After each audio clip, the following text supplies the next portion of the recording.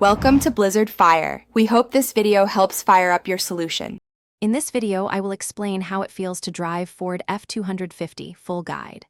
Start by adjusting seat and mirrors, then take a slow drive to notice posture, visibility, and pedal feedback.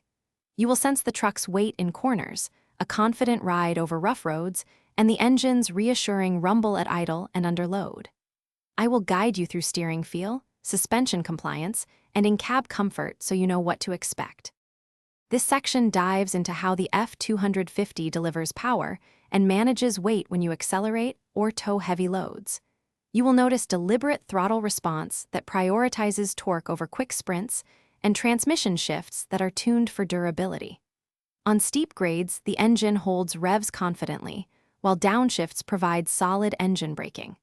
I will describe how different engines change the personality. From smooth V8 torque to expect a ride that balances comfort and capability, where the F250 smooths long highway miles yet resists harsh impacts when loaded. The truck's mass means you feel momentum when changing direction, but the chassis keeps movements predictable. At parking speeds, steering is easy to manage, while at road speeds it firms up and tracks straight.